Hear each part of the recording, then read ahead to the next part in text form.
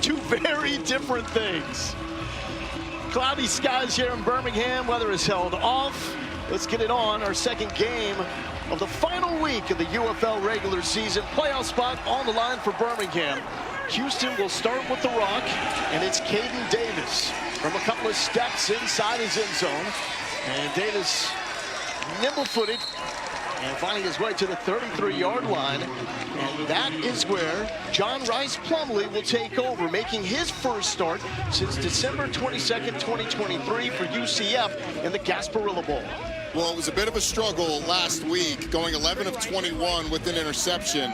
The thing that they need to do is figure out pass concepts that he's comfortable with early. And then how do you get his legs involved? Because he is a superior athlete at the quarterback position, former dual sport player at UCF, been in NFL camps as a wide receiver, so he is a dangerous runner when he decides to tuck it. Not even on the roster when these two teams played in week number 2, when it was a thrilling comeback win for the Houston Gamblers.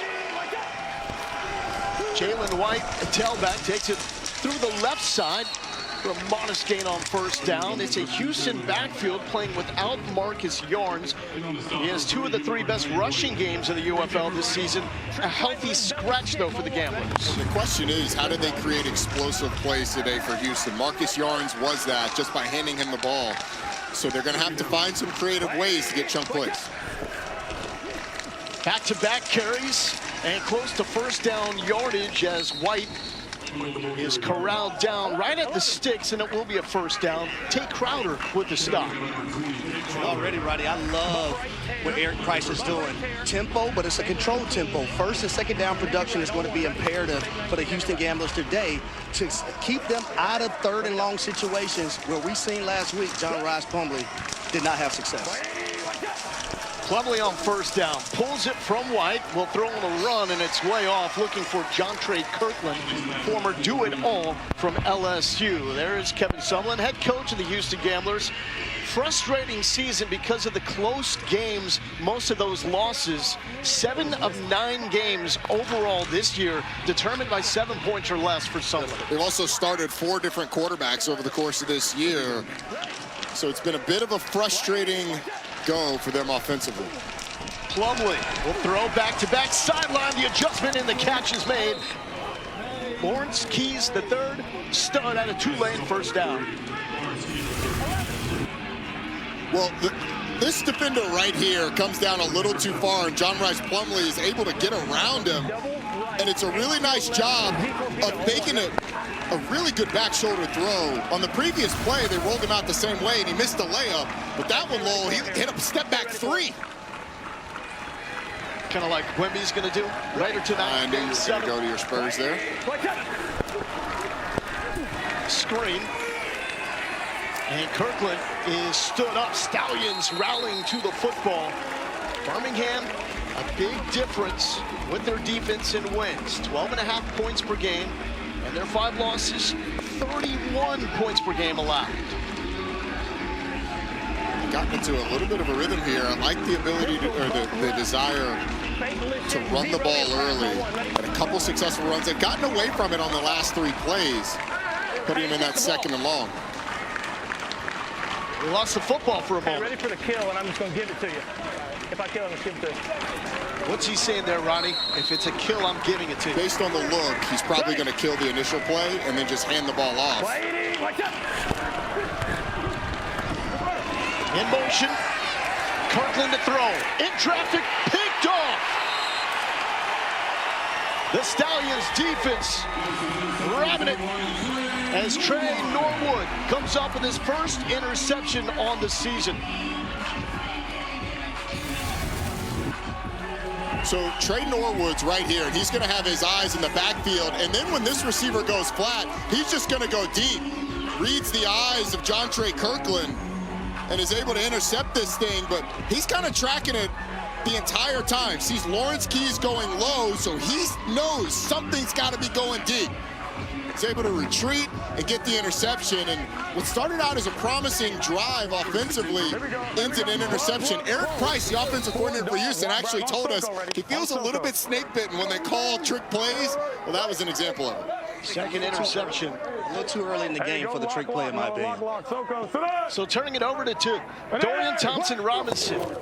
His first play last week was picked off, so the Stallions keeping it on the ground with Tyrion Davis-Price. Cole. Got Trey Norwood picked off that pass. You had to be thinking something with John Trey Kirkland based on the changes in the offense the last few weeks. Man, it's one of those type of things. Last week, regular season, nothing to lose. Got to be alert for all trick plays and whatnot. They tried to do a reverse pass. Just playing assignment football, reading my keys, trying to make them play when the ball's in the air. Thanks, Trey. Absolutely, thank you. It's a Houston team that has had to get more creative because of the revolving door at quarterback. DTR looking to his right, coming back left, nearly lost the football. Second time he does. Still alive, then it's batted down. But DTR avoids an absolute disaster for the second straight week. I mean, we've seen it before. They're trying to set up a screen to the left side, and Dorian Thompson-Robinson is really, really lucky. They're trying to set the screen up to the left side, but as he retreats, just loses the ball. It's like Jameis Winston in the playoffs against Oregon back in 2014, 2015. Ball just flies out of his hand. He's lucky it didn't go out of the back of the end zone. A wild loss last week against last place Columbus for these Stallions. Looking for the middle of the field, and that's complete to J. Don Mickens, the second leading receiver in the UFL. First down. Yeah, good job, man. It's like in 2 plays, sort of the Dorian Thompson-Robinson experience. You get the Bad News Bears play the play before, and he gets out of it. And then on that play, delivers an accurate ball right to the inside shoulder of the receiver, and they're able to get the first down. Mickens closing in on only the 4th 600-yard receiving season in UFL history. Thompson-Robinson back to the middle of the field. That's Deion Kane out of Clemson, former national champ, about 5 yards. We got double right off, 2 ISO, Z glance, alert, safe, 4 dog. Double right off, 2 ISO, Z glance, alert, safe, 5 dog. Alert, safe, 5 dog, don't worry. You hear that Z glance? That's a 5-step post. So be alert for that Z glance. Yeah, we're good, we're good.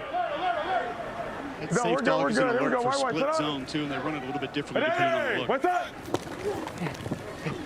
DTR2 throw, and it's just air-melling that in Deion Kane's direction. There's no receiver over there. That's a smart play. If it's not there, throw it away, don't risk it. But you can hear Dorian Thompson-Robinson saying, hey, it's Z-glance, Z-glance.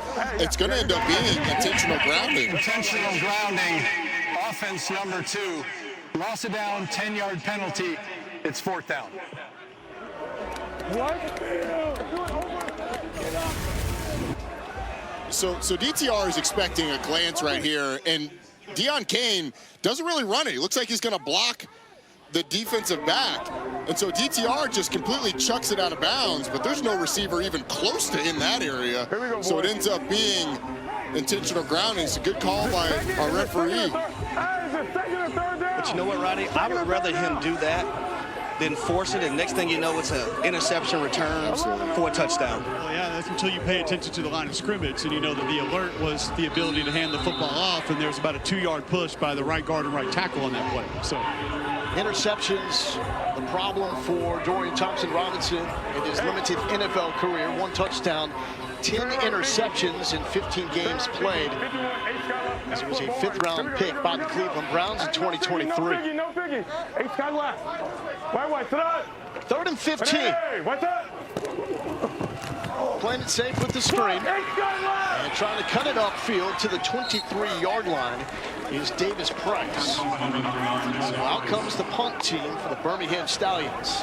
You know, a lot of this game, the struggles that these 2 offenses have had this year, and particularly the struggles the offensive lines have had past few weeks, a lot of this is going to be field position, special teams, and explosive plays, and mistakes. Create the timely turnover and turn that into points. Birmingham gets a stop after the interception that they threw, forced the punt. The question is, can they get good field position? Colby Wadman is the punter, former Denver Broncos specialist. This is one off clean.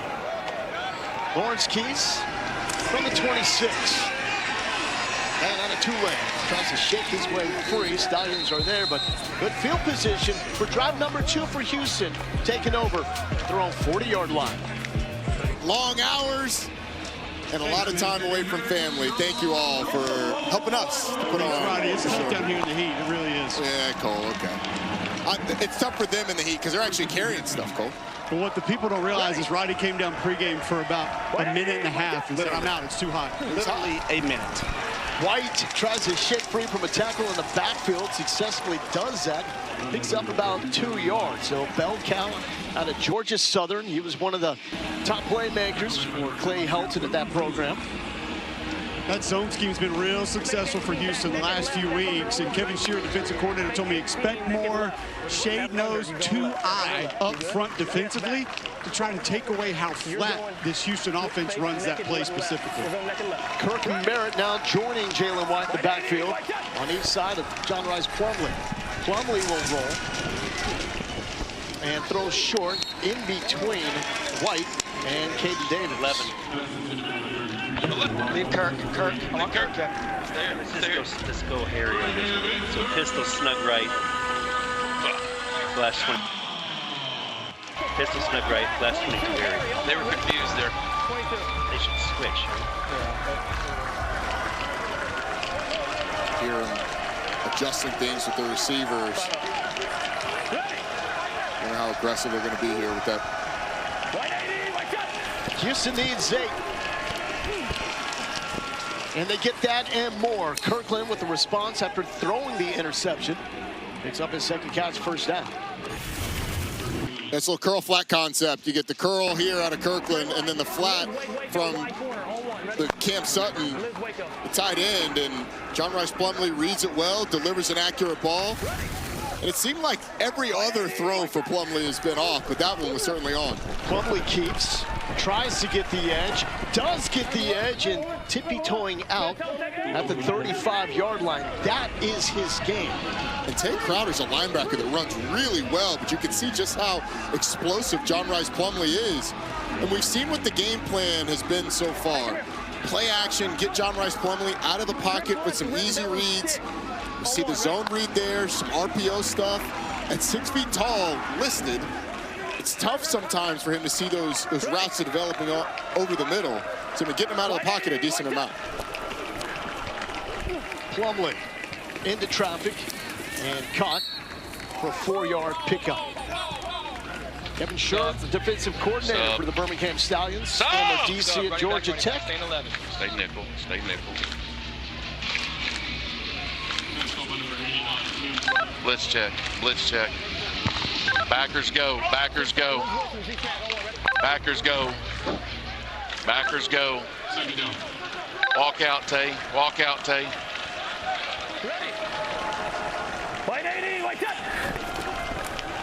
Plumlee, pressure in his face, got out of it. He's got to crease up the middle and capitalizes on it, sliding down safely at around the 12-yard line. Check that at about the 13. You can hear him saying, backers go, backers go. That's Deontay Johnson and Tate Crowder both blitzing. Unfortunately, when you blitz the linebackers, you have to contain John Rice Plumlee. They've got 2 free runners at the quarterback. His quickness gets him outside and gets him a big gain down inside the 15-yard lane. That's the danger that you play. That's the gamble that you take against John Rice Plumlee when you bring pressure. 2,500 rushing yards in his career in college across Ole Miss and UCF. That goes backwards. Marcus Major, the former Oklahoma Sooner and Minnesota Golden Gopher, stuffed by TJ Carter. Right in the middle of your screen, just a big old arm over move from the big fella. Blows this thing up in between 2 offensive linemen. There's not much a running back can do there when you're going sideways and then the big fella appears out of nowhere. Second straight solid drive in the plus territory for Houston. Last one ended on the trick play interception by Kirkland.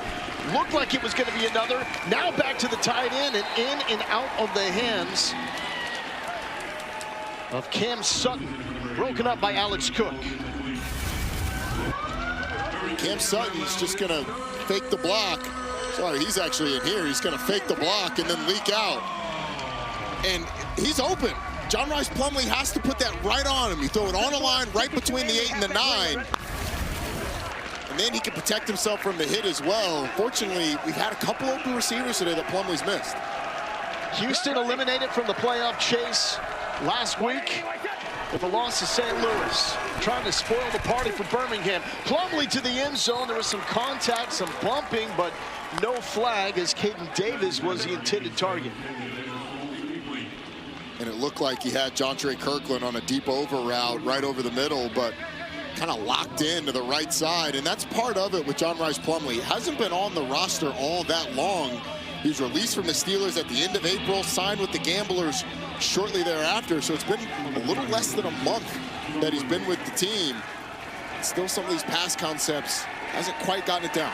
Wyoming's John Hoyland lining up from 33 yards out.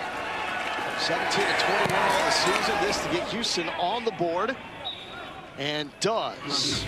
33-yarder, good. Second straight positive drive for the Gamblers. But only I'm moving, I'm running, and I can be able to run and go. The question is, has AJ seen it yet? AJ seen it. He already put the eyes on me, but he act like he don't see it. He's acting calm right now, and he got to do what he's supposed to do. I'll be the energy for him right now. And he's head coach mode right now. Most people would say you can't pull this off unless you're the best receiver in the league. I'm the best receiver in the league in the NFL. So go ahead and bring the 32-year-old dude back. Appreciate you. Appreciate you. Jadon Mickens, gotta love it. Played at UW under Steve Sarkisian and Chris Peterson, so he's been around a while. He mentioned his age, he's 32 years old. Maybe he's not gonna be a starter in the NFL, but hoping to at least get an invite to a camp. Yeah, look, if anybody deserves it in this league, I certainly think he's one of those guys that does. You can hear the energy and the passion for playing, and also the fashion statements that he and Cole Kubelik were making. Pretty impressive. Deon Cain, no one in front of him. The flag is down. Cain will make it into the end zone for the kick return touchdown, 96 yards pending the hanky. During the return, holding receiving team number 17. You good with this flag? It's right at the 40. It needs to move a couple yards up. Up towards you. Towards you. Okay. Number was 17. During the return, holding receiving team number 17. 10-yard penalty from the spot of the foul. It's 1st and 10. That's against Marlon Williams, receiver out of UCF. That wipes out touchdown return by Cain. Yeah, he's right there in the middle of the screen. You're going to see a grab around right there on the hash. It's a big-time grab. There's also a hold on the right side of your screen as well. But obviously, Marlon Williams getting called, and Deon Cain gets a good sprint. Has to come back for it. Enormous game for A.J. McCarron and these Stallions. Their only shot to get in as the last team in the UFL playoffs is for them to win this game and then have DC beat Orlando tomorrow and Louisville lose to Columbus. Columbus last place in the UFL standings, but shot these Stallions a week ago. And looking for some daylight on the left side. We're going Dolphin left, 54, Seattle switch, F. Hank. Dolphin left, 54, Seattle switch, F. Hank. Seattle switch, F. Hank on the dummy, ready? Top of the numbers, Deon, top of the numbers. Top of the numbers. Here we go, dummy 50 going to be 5-man protection, 4 will get that back out in the flat. And those cues to Deon Cain. Oh my God. Something was going on to the top of the screen. Number 8. Likely that switch that he was talking about. Number 8, 5-yard penalty, 2nd down. I want to ask Karen about this quickly. Y'all give me a hard time with all the centers that we've seen with false starts this year, and I'll be honest, I think we've seen 5 centers jump off sides, which should never happen. Harry, how does a wide receiver jump off sides? Do you guys not just go off the ball, off movement? We are trained to only look at the ball and ignore the noise that we hear, but when it's not loud in a stadium, sometimes you don't follow directions well. Brutal honesty, as always, by Harry. Thompson Robinson is dropped as the Houston defense gets home, and there goes that man, Malik Fisher, with another sack. He's up to 7.5 on the year. Well, he's one-on-one against the right tackle, and it doesn't work at first going up the field, so he spins back in. But watch the hands just keep working. Pushes that upfield shoulder, spins back inside, is able to get his first sack of the game. Protection of Dorian Thompson-Robinson. They got after him a little bit last week, Columbus did, and that rush did affect DTR as the game went on. 3rd and 20. The Stallions offense that has not been able to get it going. 270 yards per game, the worst in the UFL. And that play is blown up with a whistle. Offense, 5-yard penalty, 3rd down. And that's a delay against the Stallions. DTR is pretty fortunate because Kenny Dyson got one heck of a jump off the line and had the left tackle beat Noah Henderson. So I wouldn't be surprised if Birmingham just runs it here and tries to get a little bit of room for a punt. Also a Houston defense that is very good in the second half. This is where they struggle. In the first half of ball games, what's stellar in the opening 2 drives against Birmingham. DTR, and that's his 2nd tackle for loss by a stout Houston defense, and Malik Fisher again. Harry, he's got some very excited friends and family on him. Oh yeah, he's a man's child. He takes this game very, very serious, and I love the attention to detail when it comes to Malik Fisher. There's no surprise why he's the 3rd leading sacker in the UFL this season with 7.5. Just powers through the inside shoulder. It's actually a party at the quarterback with Kenny Dyson off the other side as well. You are right, Harry. And he is relentless. Really cool to play last game of the year in front of so many friends and family. 2nd punt for the Stallions. Couple steps in front of the back line for Wadman. Pressure in his face, and Wadman just gets it off. Keys with his 2nd return. He's working it to his left in the plus territory and back-to-back tries with excellent field positioning. DC at noon Eastern on ABC and the ESPN app. Then Louisville heads to Columbus at 6 on Fox. If Birmingham can take care of business, then tomorrow is must watch all day long for Stallions fans. They got to win here, and then they got DC needing to win, Louisville needing to lose. Harry. All right, so guys, Malik Fisher just got a sack. That's 7.5 on the year. I want you to show me how you got that sack. I'm gonna be the offensive lineman, and you go through your normal mechanics and your spin move that you just had. Okay, so for that one, I'm coming up the edge. I believe I went with a swipe to try to get it. As I see the cue on the edge, I see him disappear. Ball is out, it's live. Come underneath. Deontay Johnson. Yeah, now you gotta finish the play. That's all it is. Thanks, Malik. Now they're saying incomplete pass as there was no signal as Johnson scooped that up and rumbled towards the end zone. I think it's wise to let that play go. I initially thought it might have slipped out. We sort of had a tuck rule situation, but John Rice Plumlee, it looks like he's going to get away with this. His arm clearly going forward. He's not trying to bring the ball back in. It does come out of his hand as that arm's going forward. But very, very dangerous. We see both these quarterbacks have the ball slip out of their hands. I don't know if he changed his mind as he was throwing it or if he was actually trying to bring it back in, but either way, he gets away with it. Plumlee standing on the 50 and all sorts of movement up front. Slop fest.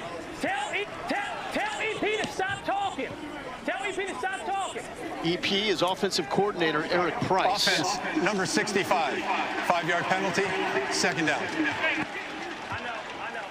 And look, in the UFL, that in-helmet communication goes right up until the snap. Like, he can keep going as long as he wants. But part of having a quarterback as making his first start is learning how he likes that communication to happen. John Rice Plumlee getting a little too much chatter in his ear at the line of scrimmage.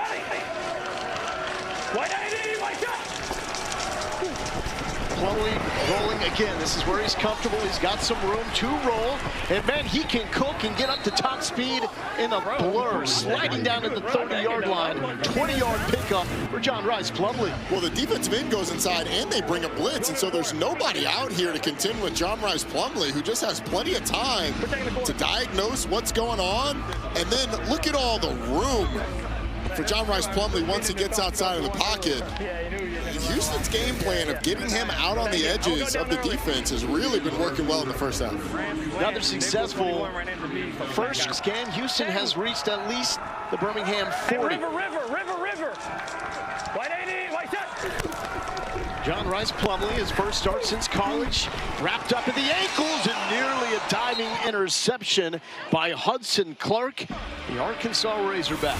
That's because Isaiah Coe absolutely bowls over the offensive line just completely dominates the left guard, Victor Kern, and he's grabbing the foot of John Rice Plumlee, who can just hope to throw a ball on the outside to try and get one-on-one. Underthrows it. Fortunate that it wasn't caught. White 80, white shot. On the ground for a few yards is Jalen White. Set up third down.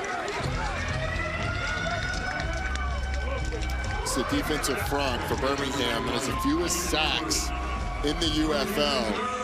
What we saw last week, St. Louis was able to get pressure on John Rice Plumlee while keeping him in the pocket. For Birmingham, if you don't get to the quarterback, you have to maintain those pass rush lanes and keep John Rice Plumlee in the pocket. 51 rushing yards for the Gamblers quarterback. Empty for him.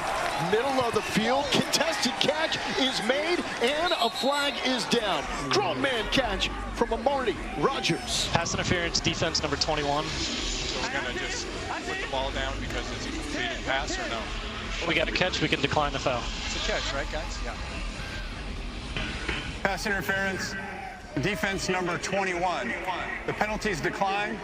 The result of the play is first down. Former Washington Commanders tight end hauling it in. It's pretty good coverage by Trey Norwood. You're going to see the slant come in, and it's just a better catch by Armani Rogers, and a good throw by John Rice Plumlee.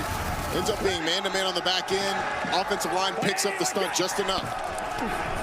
Plumlee wants to run. Eyes still downfield. Back across the game. Javonte Payton inside the 5-yard line. Heady play by John Rice Plumlee. Once again, the edge of that defense doesn't keep contained on a design rollout for John Rice Plumlee. And then was a little bit, it's always a little bit nervous when the quarterback throws it back inside, but completes that one. Fin left. Hey, get a push and get in. Fin left, rip one to Z pitch and 0-1, ready? It's a Houston offense that has been awful in the fourth quarter, late in games, so they need to score while they can. First and goal. Marcus Major with the carry, tries to surge forward, and is spotted at the 1-yard line. Ball does come out and into the Stallions' arms, but marked down at the 1. And the reason it's blown down at the 1 is because you had Jalen McKenzie, the offensive lineman, pushing Marcus Major into the end zone. As part of that no tush-push rule, you cannot aid a runner. You cannot help him go forward by pushing from behind. And so it's blown dead at the spot. And now you get second down at the 1. Major lost his footing, got it back. Touchdown, Houston.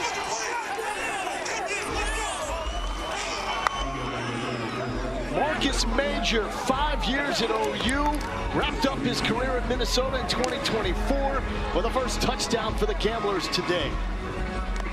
Not the Gamblers. The open, we talked about how hard would they play with, on paper, nothing to play for. And they're up 10-0, potentially, with the completion of this extra point. And on paper, missing their best offensive players. No Marcus Yarns, the most explosive running back in the UFL, and Jalen Moreno-Cropper, their top receiver, who played for the Cowboys this past year. Portland lines up with the extra point, and it is good. 10-0. Gamblers take the lead. Stallions need to rally, or it's bye-bye postseason. But I'm also here with a very special lady, Sherry Clay. You are the mother of Malik Fisher. Talk about why is it so important to be here to support Malik and the Houston Gamblers? It's important. First of all, a lot of the family members are here. It's important because we believe in him. We know that he's a great, special young man, not just because I'm his mom. We all believe it. We all support it. We have a lot of family in Birmingham, believe it or not, and we happen to be playing in Birmingham, and so many people came out for support. Malik is a special young man, and not just because he's my son, honestly. Thank you, Mrs. Clay. Yes, thank you. And her son is showing out. A sack, another tackle for loss. Malik Fisher, 27 years old. He was a monster at Villanova. He's had some action in the preseason. 4 games with the Texans back in 2024. He's yet to make an active roster. keep making plays like that. Hopefully an invite comes his way. 10-0 lead for Fisher's Houston Gamblers. We have a whistle on the kick. It, so we got to bring a holder out now. Prior to being kicked. Okay, ball.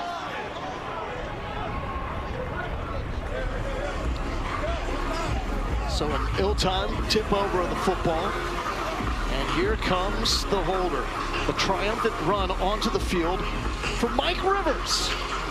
Usually holding on the field goal attempts, but get a little run on the kickoff unit. Because of the uniqueness of the kickoff rule, it's the only time you're going to see 12 guys in the same jersey on the field and no flag. But the holder can't participate. He's got to get his tail off the field.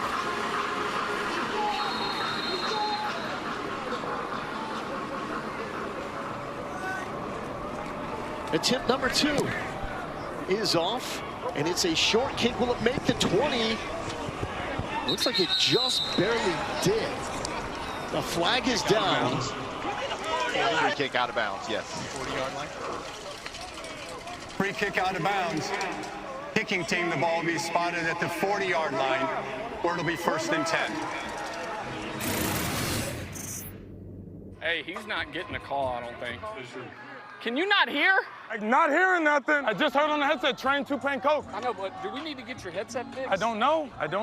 I need you to stay with me. If you do not get the call, let me tell you the call. Okay. I'm staying down there with you, but you keep turning on me. Just stay with me. Fellas, I can tell you, talking to Michael Ayers, backup quarterback, and listening over to DTR's conversation, they are having communication issues. They said it's been going in and out the entire game, not just between the coaches up top to the players' headsets, but also coaches to the coaches in the box as well.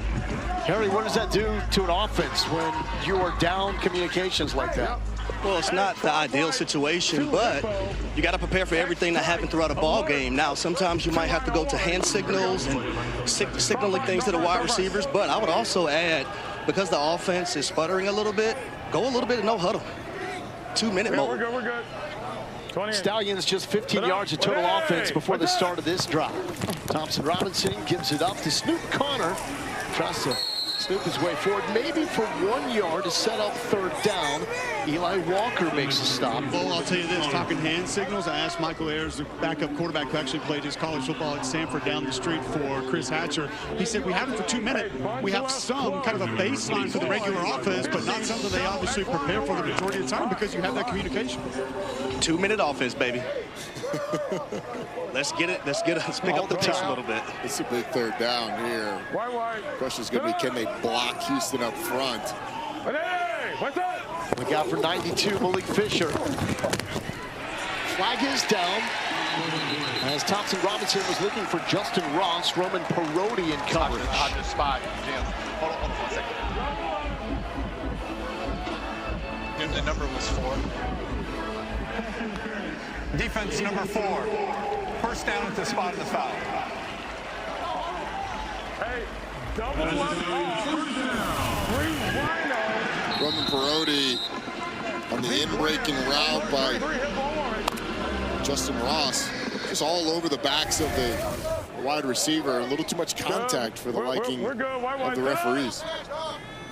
Stallions trying to break the 50 for the first time. And they will not. A flag is down with a tackle in the backfield. And Mr. Ramblin' Wreck himself, Charlie Thomas III. Open it up. What is it? Illegal block below the waist. Number 2. The contact was ruled legal. It's 2nd down. So Charlie Thomas coming up with the TFL, played 3 games with the Browns in 2023. All 40 of his snaps on special teams. Yeah, it looked like they were going to get Eli Walker in the secondary for a low block on one of the offensive linemen, but Charlie Thomas, a big athletic linebacker, guy who started his career at safety at Georgia Tech, moved down into the box. He's had a nice year. Hey, what's up? Deion Kane, the receiver, in motion.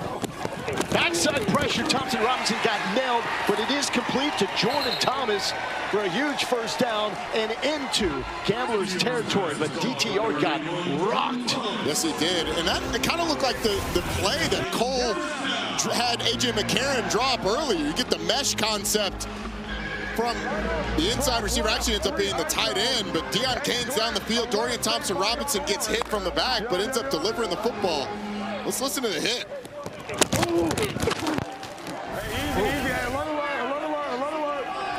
That hurts just to listen to this. Here's Snoop Connor. And Snoop Connor goes backwards. It's a Houston defense with Charlie Thomas that is living in the backfield of the Stallions. It's one of the things Tyler Siskey told us when we met with him this week, offensive coordinator for the Birmingham Stallions. This group doesn't blitz a lot, they don't pressure a lot, but they win with movement up front.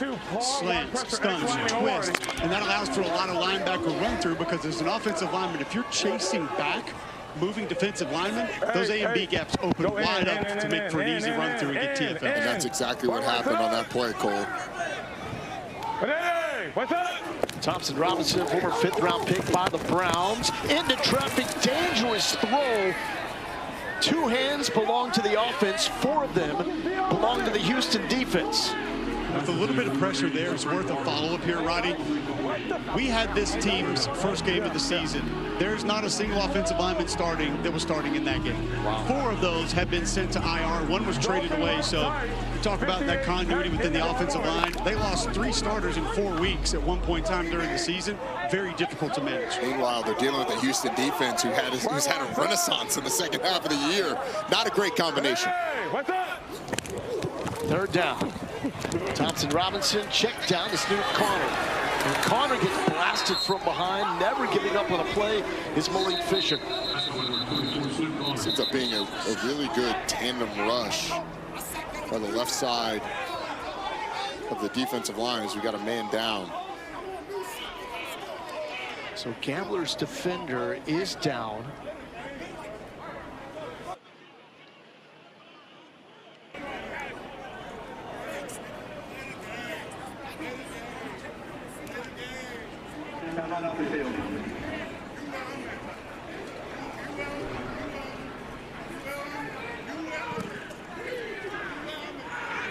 So still trying to find a jersey number of the Gamblers defender. It is 55, Kenny Dyke. The only way the Stallions can get in is to at least win this game.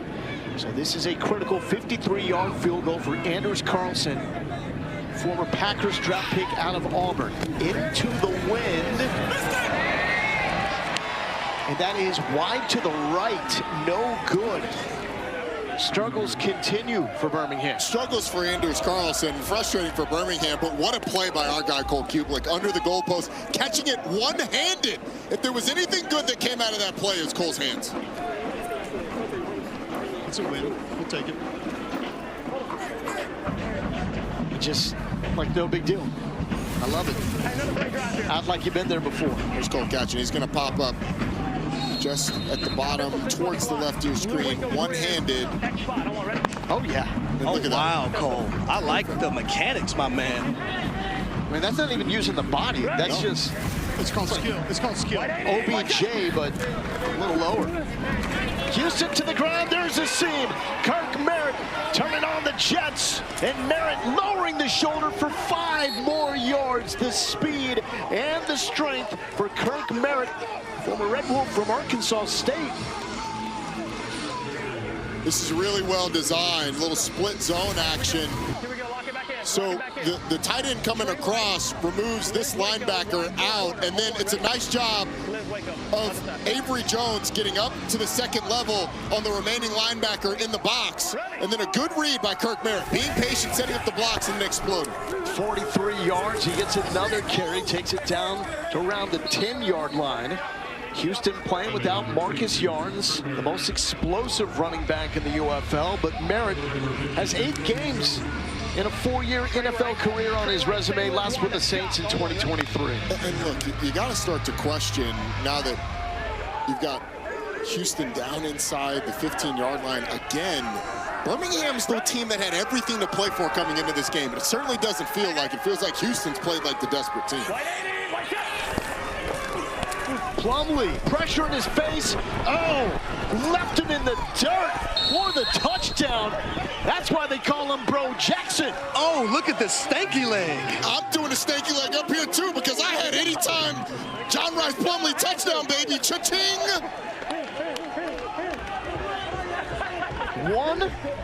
1-on-1, and Plumlee broke him down and one mixtape style. I mean, this is the danger. I mean, you're going to get a couple blitzes off the edge, but one-on-one with John Rice Plumlee, and once again, he's able to break contain of the defense. We've seen this over and over and over.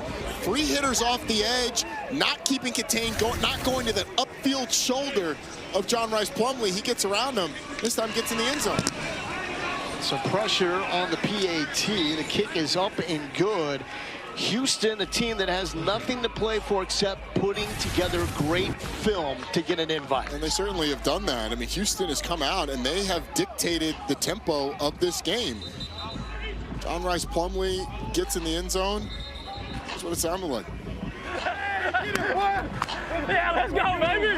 Let's go. I don't know. I didn't know John Rice Plumlee was old enough to stanky leg. I just need to know if y'all are going hot sauce or professor on that one with the N1. Ooh, it's good comp there, Cole. With the drama that happened last week in the Gainesville Regional, I'm going white chocolate. Jason Williams with that. I like it. This is his time of year, former baseball and football star at UCF. We got the regionals going on right now.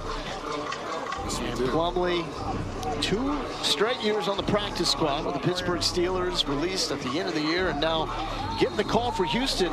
They've had 5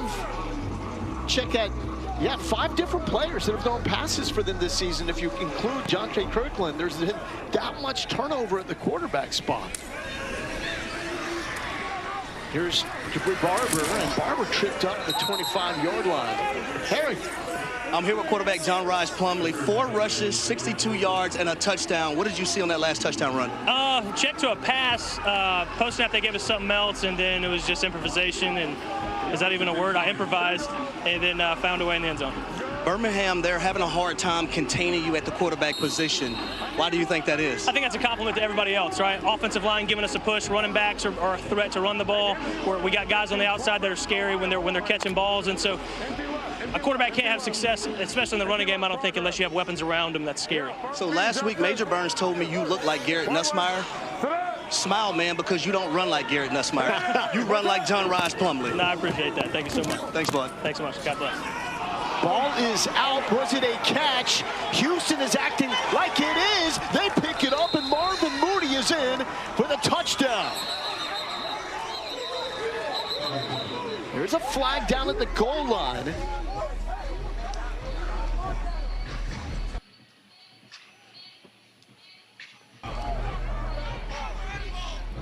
Okay, we are going to look at this, Chris. Yeah, I couldn't just see it. Change it to incomplete. Change it to incomplete.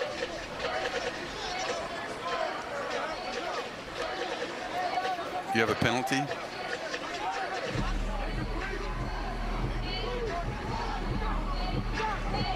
Defense. Defense 72. Yes, after the play. The play has been reviewed.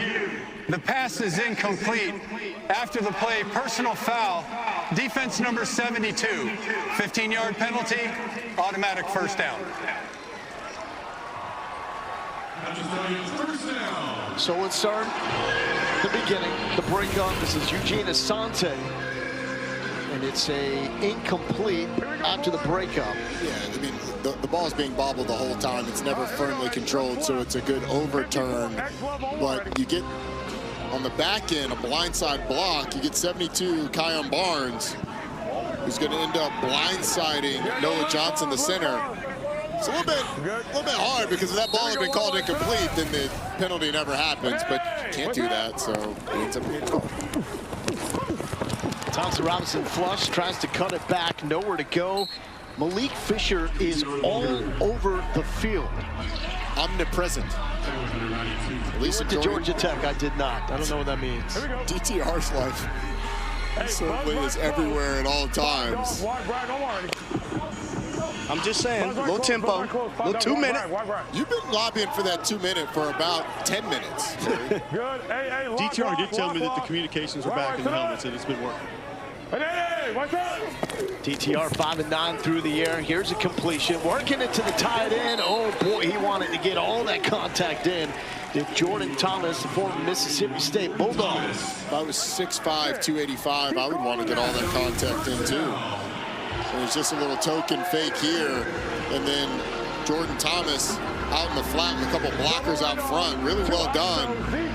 2 blockers for the 2 defenders. You leverage the 3rd defender who's got some run responsibilities before he gets out. Fortunate that sideline was there. Stallions in Houston territory with the 2nd straight drive. Missed field goal the last time down. That's Anthony McFarland. Cool. Jordan, couple catches today. Roddy goes 6'5", 285. I told him I don't believe it. What are we weighing in at right now? Come on. I don't know why the narrative from 280, but I like it. I mean, I was giving you credit for moving it like 292. Yeah, I surprised a lot of people, so I get it. Appreciate you. Yes, sir. The reason the narrative is there, Cole, you got to tell him the reason the narrative is there because that's what he's listed at. Collision in the backfield before DTR could put that in the hands of Anthony McFarland. Jordan Thomas is a guy with NFL experience, 6th-round pick by the Texans back in 2018. 12 starts in the NFL. He also didn't tell Cole what he did. So he refuted the 280. But he didn't say it. He didn't say it. That's not controlling the narrative, right? Disputing it, but not controlling it. Man. Wide, sit up. What's up? 3rd and 3. Thompson Robinson flush from the pocket. Here's a big block as Christopher Allen nearly got it. Throwing downfield wide open. And the elevation could not lead to a catch by Justin Ross. He got up there, though. He did, but Dorian Thompson-Robinson, he takes his eyes downfield and looks at the rush too early in this. He gave Justin Ross a chance, but the contact ends up proving too much. But DTR started looking to his right, then worked back to his left. He actually had the slot receiver on a fade route, pretty wide open to his left, but now they're going to go for it on 4th and short. Broke the 50, cannot punt here, and it's not inside the final 2 minutes. That's the only time you can punt when the ball breaks the 50. Thompson Robinson once again pressuring his face. It was right at the sticks, but broken up by Eugene Asante, his 2nd PBU on this drive. Fucking open.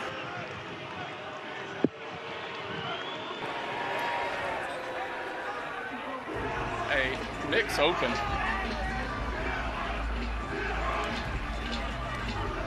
Hey, why weren't you reading this way to the F choice? He's wide open, baby.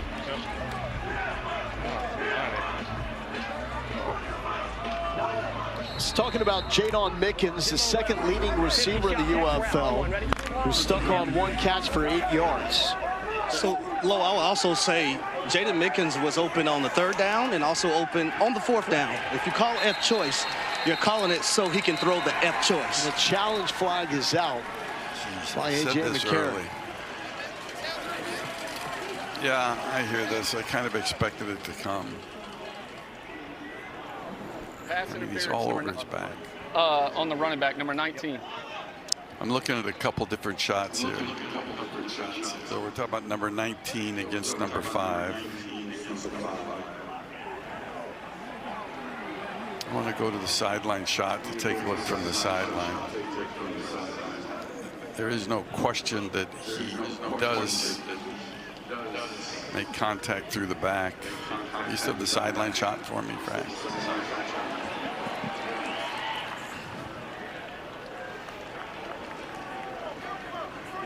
Well, he gets his arm wrapped around the waist and pull. I think I'm going to go with my first notion when I said if they challenge this, I think I have to make it pass interference. And I'm going to make it pass interference. Spot is going to be the 30. Go ahead, Frank. No, the pass interference. So 37-yard line. The 37-yard line. Number, Mike.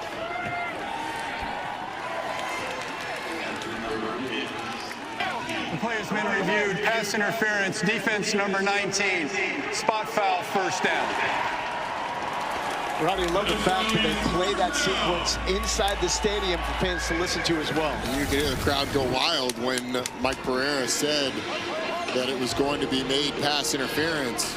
You see Eugene Asante gets there early, and I think it's the hook around the waist that gets him in trouble, and that's what puts it over the top for Mike Pereira. I agree with the call as well, but you can hear the frustration of A.J. McCarron, and as Harry said, Jaden Mickens was open 2 consecutive plays, and DTR worked off of it. A lot of that because he saw color in his face, took his eyes from downfield onto the rush. Now going to the ground. Here's Snoop Connor with the leap, and another large run here as the Stallions start to cook a little bit, 15 yards.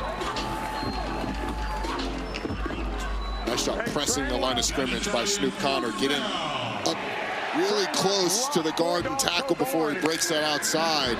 Gives the tackle an opportunity to get a little push and helps him get around the edge. Hey, easy, easy. Hey, take the lock off. Take the lock off. White, white, white, white. Sit up. Hey, what's up? Back to the former Ole Miss running back, Snoop Connor. That time Snoop Connor was a little too fast. He showed great patience on that first run, but on this run, he got too far into the line of scrimmage and didn't let the blocks develop in front of him. It's important as a running back not only to have vision, but also have the right pace, getting to the line of scrimmage so you can let those blocks develop and then cut behind your offensive linemen when they come off of those combo blocks. Jaden Mickens, left side of the formation. Wearing number 12, still 1 catch. As we have hit the 2-minute warning here in Birmingham, with the Stallions trying to get on the board to keep their playoff hopes alive. It's 17-0 Gamblers. Dip, dip, dip. Jabri, you're through. White, white, sit up. Hey, what's up? Dorian Thompson-Robinson facing the rush and sacked again. Kenny Dyson. And the Gamblers' defensive front has taken over this game. Dyson, former FCS star out of Bryant. There's not much to it. I mean, it just beats Noah Henderson, who was just called for the false start off the edge. So, Noah Henderson, you've cost your team about 15, 20 yards the last 2 plays. It's an excellent job showing inside move. If you guys notice, his body was turned inside. It looked like he was going to go right into that B gap and then gave him sort of that sideways speed rush north-south. It's a really good job showing one thing to the tackle, forcing the set you want, and then doing something else. Back-to-back sacks by Dyson. Only 24 years old. He's already played in the regular season in the NFL. This is the type of tape you want to get back. Well, they take Noah Henderson out and they put in Brian Dooley and say, hey, look, you have a chance. And let's just say the get-off of Malik Fisher made that a non-competitive rep. That was Joey Chestnut versus Cole Kublik in an eating contest for the Birmingham Barons. It was a complete mismatch. I can't imagine a worse situation to be in. Just going in as an offensive tackle against edge rushers that have been eating all day, just like Joey Chestnut would. Now, this is important to note. Birmingham can punt now, even though the football has broken the 50-yard line. Since we are inside the final 2 minutes of a half, they can punt in this scenario. And it sounded like Dorian Thompson-Robinson very frustrated that they're not helping out those tackles. You could hear him yelling, we have double chips. That would be a tight end and a running back helping out with those tackles, particularly on those speed moves with a chip block. And instead they go empty, leaving those offensive linemen on an island. He gets sacked on back-to-back plays. Wadman to punt. Keys will let it sail into the end zone.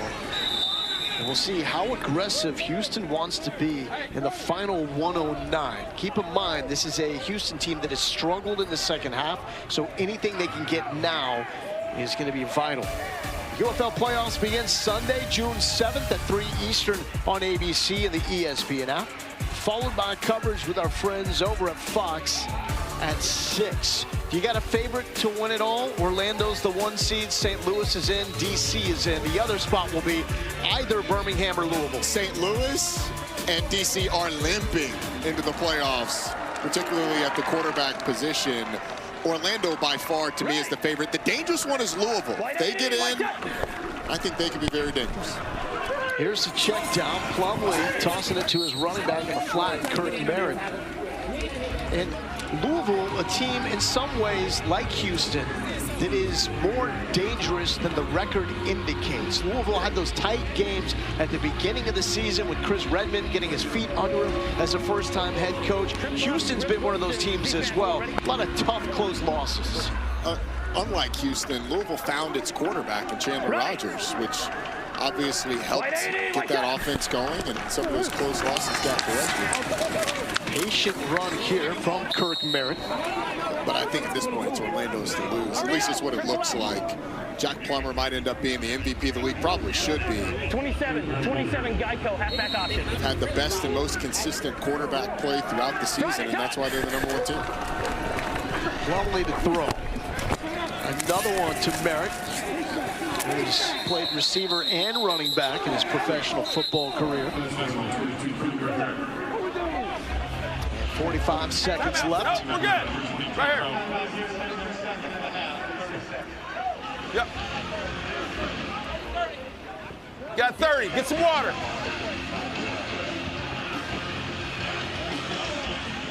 Good.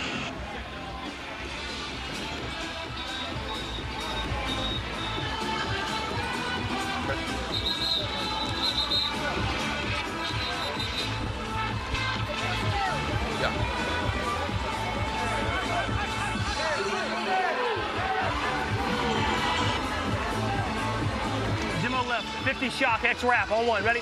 50, 50. John Rice Plumlee, his first start since December 22nd, 2023, in the Gasparilla Bowl for UCF against Georgia Tech. Spent the past 2 years on the practice squad for the Steelers. The athleticism is a game changer. Floating it on the sideline, no one home, incomplete. You mentioned that Gasparilla Bowl against Georgia Tech. The defensive coordinator for that Georgia Tech team at the time was none other than Kevin Sherrill, who's the current defensive coordinator for the Birmingham Stallions. And look, John Rice Plumlee, 198 yards, 2 touchdowns in that Gasparilla Bowl. Georgia Tech ended up getting the win, but Plumlee had a nice day, kind of like he's having today so far.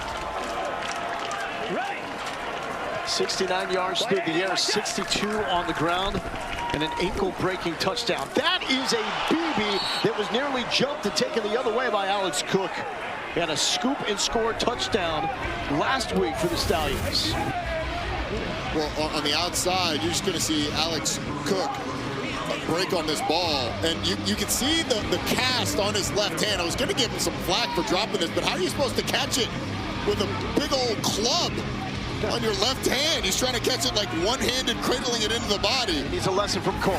He does. He does need a lesson from Cole. That was my next statement. If Cole Kubelik can do it, so can he. Gamblers pumped for the first time. Barber fights to try to make it back to the 30-yard line. 27 straight wins for Nebraska. Pretty good. For an Alabama team that is looking like a juggernaut. This is going to take us to the half. Gamblers dominating a first half of football for a Stallions team that has everything riding on this game. The only way they even have a shot to become the last team in the UFL playoffs is by winning this game. And they're going to have a huge mountain to climb in the second half. We will find out just how bad do the Birmingham Stallions want to go to the postseason. 17-0, Gamblers in charge.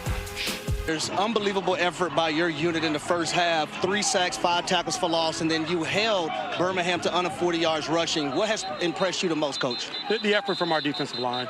Anytime you can win up front, you're going to have a chance to win a football game. Our D-line is doing a great job out there hunting, and this start of the second half is going to be key this series right here, so we got to be ready. Thanks, Coach. Thank you, guys. Malik Fisher, Kenny Dyson, they have made this a rough go for that man, Dorian Thompson-Robinson. Kevin Sumlin, he's at a revolving door at quarterback. Right at the end of the season, it looks like maybe he found the star at that spot with Plumlee. Well, look, the door is revolving. Eventually someone walks through that's going to be good for you. And John Rice Plumlee has found the magic. But a lot of it I would consider things that are fixable for Birmingham defensively. They're able to keep contain on Plumlee, set the contain with those edges. And I think they'll have a chance because John Rice Plumlee hasn't been beating them with his arm. Can they get the ball to Jadon Mickens, second leading receiver in the UFL? He's got one catch. Here's Barber. Barber looking for something, and he's wrestled down at the 30-yard line. Cole. To follow up with what Rodney was just saying, I spoke to Birmingham Stallions defensive coordinator Kevin Shearer at length at halftime, and he said he feels great about the calls. He said, we've had 3 runners at the quarterback multiple times. We've got to break down, make a tackle a couple of times. Those calls for those individuals to come upfield, straight up the field, contain, force the quarterback back inside, and that just didn't happen. He said, we need to have fun, play football, and get the quarterback to the ground. Thompson-Robinson, 6 for 11, 46 passing yards in the first half, and it was a doozy from the opening drive when he barely was able to get out of his own end zone. An avert disaster.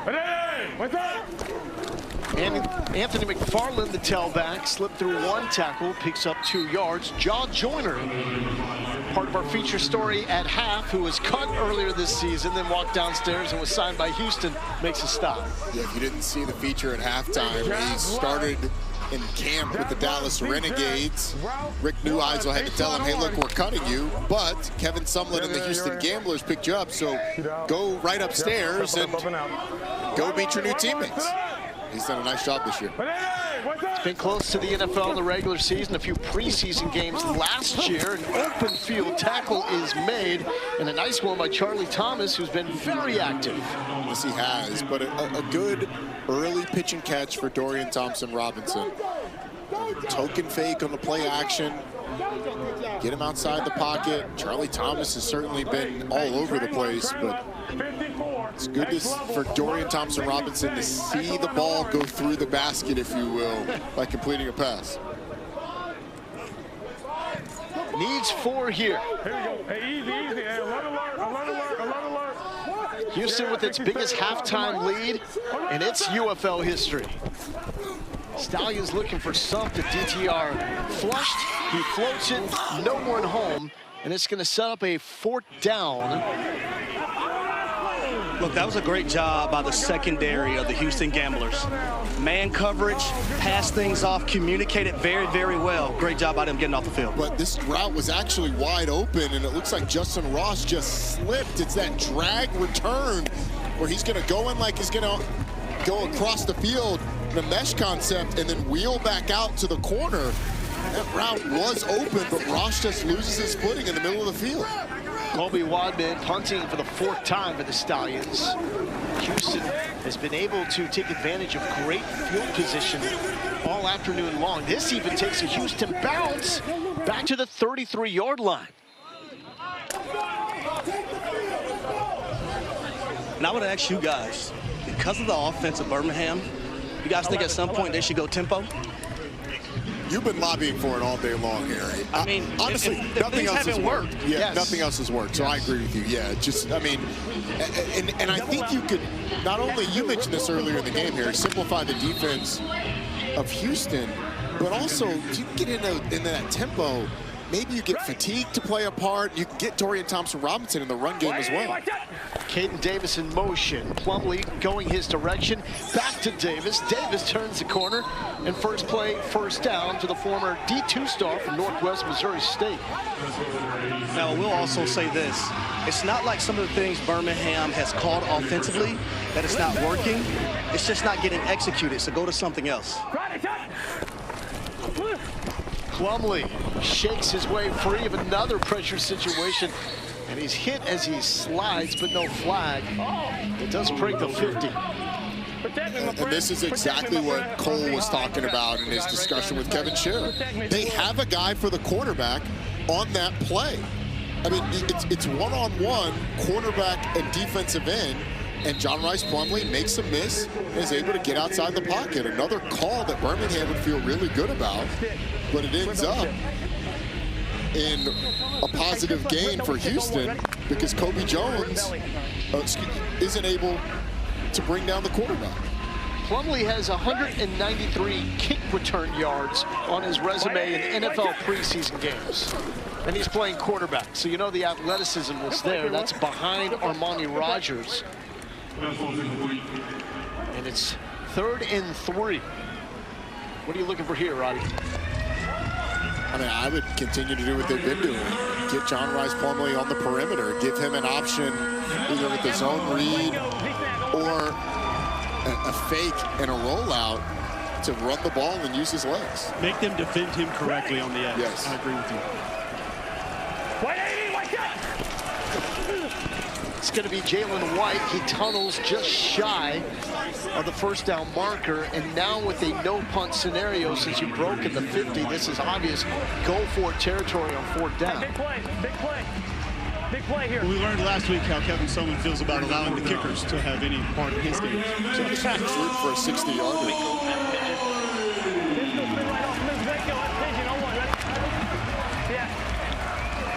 Someone told his kickers in the off week, don't watch the game copy. Hello. 4th and short, Jalen White, the tailback.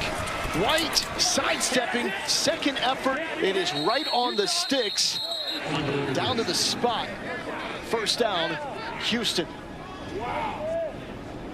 It's a Gamblers offense that is playing without Marcus Johnson, Jalen Moreno-Cropper, and still finding ways to be effective.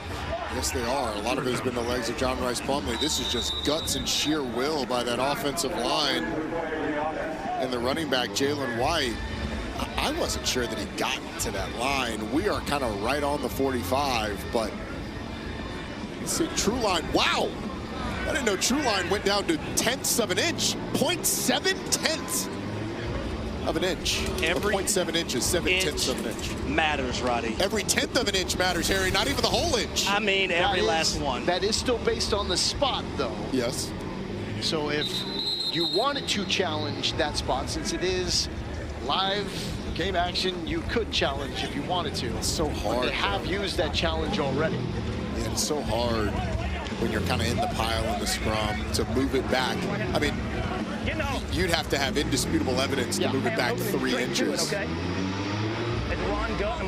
was Avery Jones, left guard, lifting off the field for Houston. They're playing without their starting right guard, Gareth Warren. Ready? Why you like that? If it ain't broke, don't fix it. Back to Marcus Major. Harry, does it seem like Houston has simplified the offensive game plan this week? Yeah, when you have a team that can't stop the run game from your quarterback perspective and also from just your running backs, and they're not playing sound football defensively, like you mentioned, if it's not broke, don't fix it. So far right now, 17 rushes for Houston, 140 yards and 2 rushing touchdowns. So continue to go to the ground, take some of this clock off, and ended up in 3rd and short situations. So Major for 1 yard. So Harry, if you're a receiver and this is the game plan, what's it like? Well, you have to be unselfish. If it's working, then you block on the perimeter. You do your job. If it's a safety coming down in the box that you need to dig out, you go dig out that safety. So from a receiver standpoint, it's all about winning. And I get it, these guys, that you want the individual stats, but you can also get to the National Football League providing extra yards for your running back and quarterback because you're blocking downfield and taking tacklers off of the ball carrier. Houston looking for the 35 to move the chains. Plumlee, it's going to be close. Oh! He goes airborne for the 1st down. John Rice Plumlee showing the vert. My goodness. They actually have a spy for him here. It's Deontay Johnson, but he gets caught on this side of the line, and Plumlee just escapes that way. So if you're going to spy the quarterback, you got to get him squared up. Stay on one side of the line, favoring it and not be able to get over there when the quarterback scrambles the other way. And then how about the fearlessness of John Rice Plumlee going vertical? That's picked up, taken the other way. Alex Cook will try to outrace Plumlee. Plumlee got stiff armed. Touchdown, Birmingham. Alex Cook with the defensive score for the second straight week. And was that the spark the Stallions needed to keep the postseason hopes alive?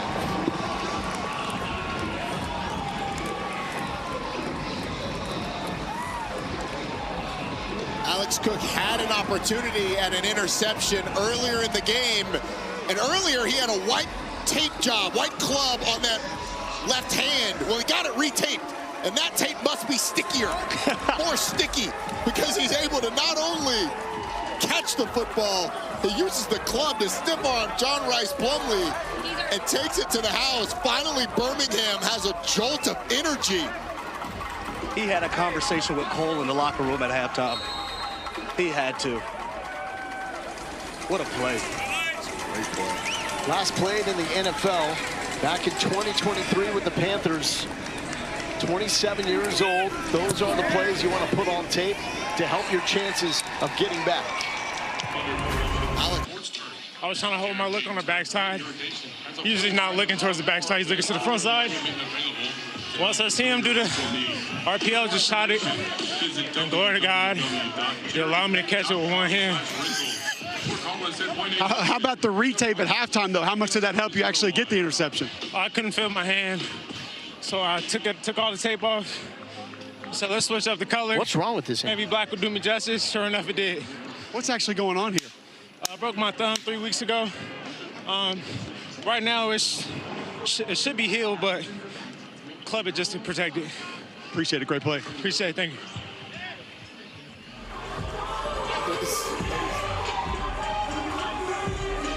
Plumlee had just made an epic hurdle, then came back and served it up to Alex Cook, who before was working with a club on his hand, actually started his career at Washington as a wide receiver. Here's Davis from the 2. And Davis to the 27-yard line. So let's go back to that play and talk about what Alex Cook is seeing. He's the safety, and he talks about 4 strong. That's the back and 3 wide receivers. He's on the backside, so he knows John Rice Plumlee is going to be looking this way and just disguises it and breaks on this ball as soon as Plumlee pulls it and is about to throw it. It's a great job of being in the film room, being one step ahead of the quarterback. And then how about the stiff arm? And when you've got a club on your left hand and you give it right to the quarterback's neck, that usually helps you get in the end zone. But a great job of film study by Alex Cook. Let's see how Houston responds. Going to the ground, huge crease. Marcus Major off to the races. He tried to stiff arm, a little high step, working the sideline, and Major will take it the distance, 72 yards. How about that for a response?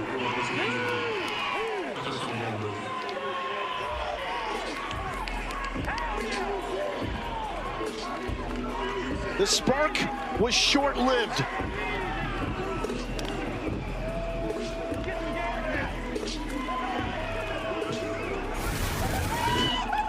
Watch what this action does. It's a split zone. The split flow is the tight end going opposite of the flow of the offensive line, and it takes the linebacker, play side linebacker, out of the play. Backside linebacker gets caught up in the line of scrimmage, and there's nobody there until Marcus Major gets to the secondary. 72-yard touchdown run, the longest run in the UFL this season. Marcus Major, former Sooner, former Golden Gopher, and what a response. And the thing that Birmingham has been unable to do is get Houston out of their game plan. The game plan has been to get John Rice Plumlee on the perimeter and run the football, Harry. Marcus Major, 72-yard touchdown run, outrunning the secondary as well. They grab the momentum, you take it back. What did you see on that run? Oh, man, it was just a clear up view, man. Good job to the boys up front and the boys outside receiving that's blocking for me downfield. I also see you blinging in your ears. Talk about your earrings a little bit, my man. Oh, man, ain't nothing, man. I ain't go too big on them, man, you know, so it's the part of the game, man. Part of me. It's just, shit, keep it going. Great job. Appreciate it. What did Dion say? Look good, feel good, play good. Marcus Major, yep. And Marcus Major, listen. 23-7 lead for Houston Out of the playoff picture after a loss last week. Birmingham, the only way in is to win this game, then get help from the edge of the goal line. McFarland, and then he stumbles. It's been one of those days for the Stallions. Now, time to crank up the volume with our audio blitz.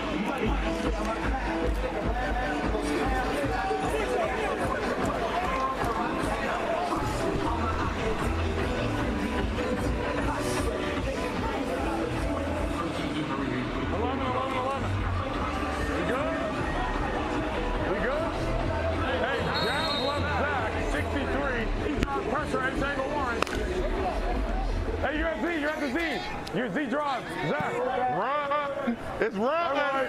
Oh, it's pass first down. Left guard. It's run. RPO and run. Hey, what's up? Oh, they drop back.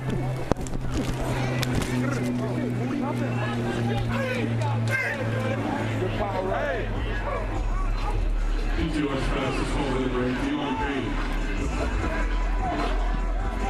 Hey, Dolphin left, Dolphin left. Lock, 4 dog, Ohio 2-1.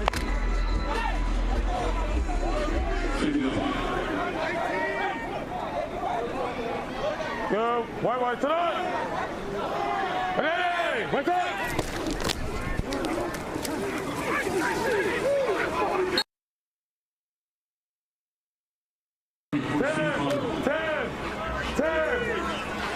Hey, boy!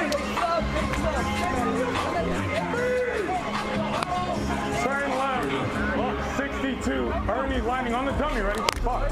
Ernie. Shallow. What you want to do? Yep. Dummy, that's it.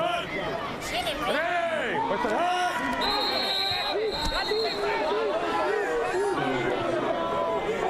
Number 59, 5-yard penalty, 3rd down. 11. Give me nickel. Hey, listen, we got to get this. Under. Flex, ISO, 1 peel. Look at the sticks. Everybody sitting in sticks. Aggressive. Dolphin right, wide orbit, wide swing left, ribs crack. One more, ready? Ribs crack. Okay, right rip. Yeah. Right rip, ISO. Go. One of y'all got to go. Show it now. Gotta go. What's up? Oh my God. Yeah, there we go. He had to get rid of it. The pressure was on. He had to get rid of it. Return.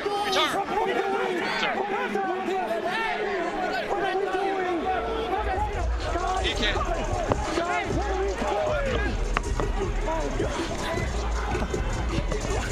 What are you doing, y'all? I'm trying to have fun. That is not fun football, bro. Oh, bro, come on. I can't even play. Like, bro, what? Oh.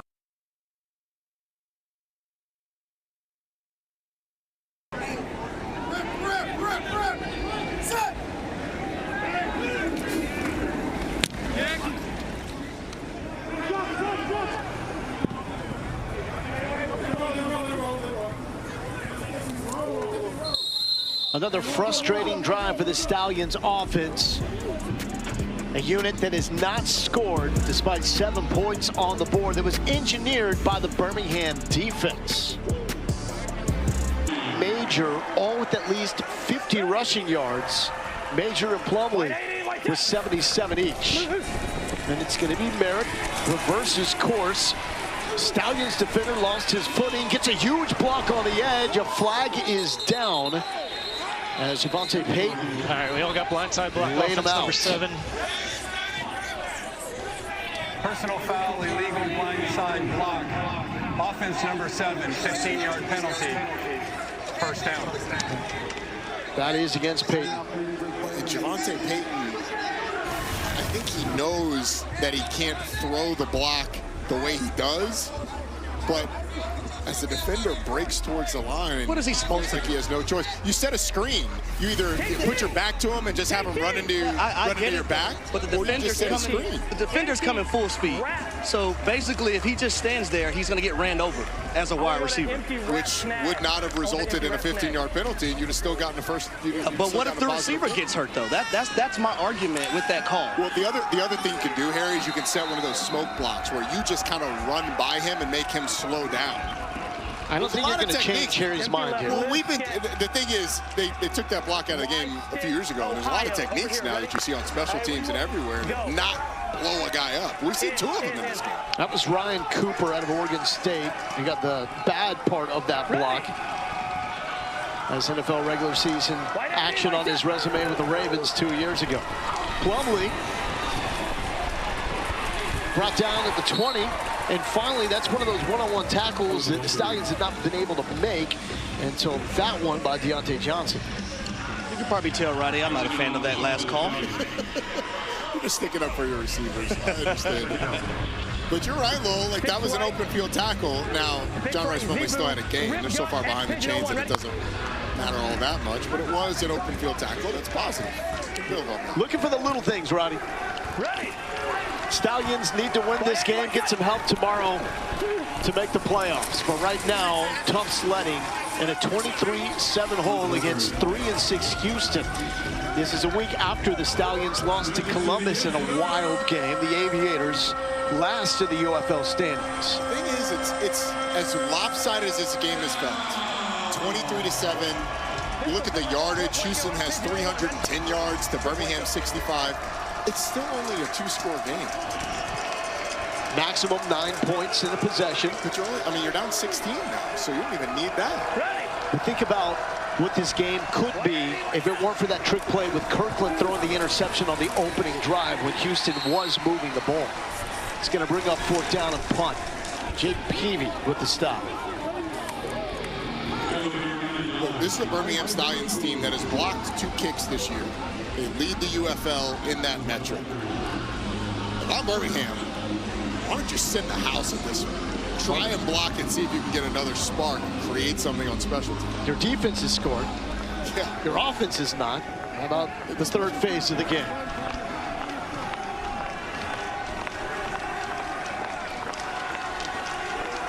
Mike Rivers is the punter. They're coming after it, too. It's going to check up, going into the wind. About the 38-yard line. Clash in Italy hits this Sunday at 2 p.m. Eastern. Catch the first hour live on ESPN. And stream the entire event on the ESPN app with an ESPN Unlimited plan. So a lot of great former football players that have turned into megastars in the wrestling biz. Steve Austin was a heck of a player at North Texas. And UNT had one of the great celebrations for turnovers this season, doing the Stone Cold celebration. Not beer, but water. It was still effective. Why is it always the defensive lineman, except for Brock Breaker? Is that where the athletes are? Oh, I don't know about that. This pass is jumped and nearly picked off by Quentin Newsom, former black shirt from Nebraska. You're right, your guy Roman Reigns got to be coming up, combination-wise best, right? Rocky Maivia didn't, no offense, do a ton in Miami as a defensive lineman. Played some, but also had some great players around him. Yeah, Roman Reigns was an all-ACC guy back when he was Joe NOI. I would have to feel like, as far as level of player, level of wrestler, he has to be at the top of the list. Absolutely. He's probably the best of both, honestly. Low throw, and that was to the second leading receiver in the UFL, Jadon Mickens. He is still stuck on 1 catch for this game. What's going on there, Harry, when he's trying to find Mickens? Well, he's aiming the football instead of just relaxing and throwing the football, making sure your feet are set, and you throw it with some confidence. I don't think he's throwing with confidence right now, and it kind of reminds me about his first NFL start, guys. I called this game with Steve Levy on ESPN Radio. It was the Cleveland Browns versus the Baltimore Ravens. And what I'm seeing right now is exactly what I seen a few years ago on that game. Easy, 74, 74, 74, get 28, yep, wait, sit up. Dorian Thompson-Robinson, leading passer in UCLA history, more than 10,000 yards. He's flush there. Malik Fisher didn't get him. Now he just heaves it up. Will this be another grounding? As we had one early in the game, but you heard the call outside of the pocket. Fourth down. Third straight 3-and-out for Birmingham. And this is coming off that spark with the Alex Cook pick 6.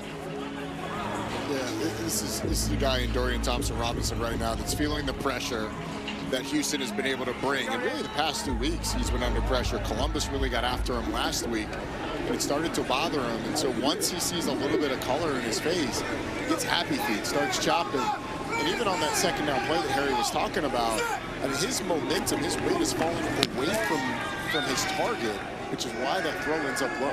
Well, there's no run game right now for the Stallions. Kirkland making a man miss, spinning, stood up, brought down at the 9-yard line. But let's go back to that second down play. And you would love to see the quarterback's momentum going this way when he throws the ball. But watch Dorian Thompson-Robinson fall away after he releases this ball. And that's why it ends up low.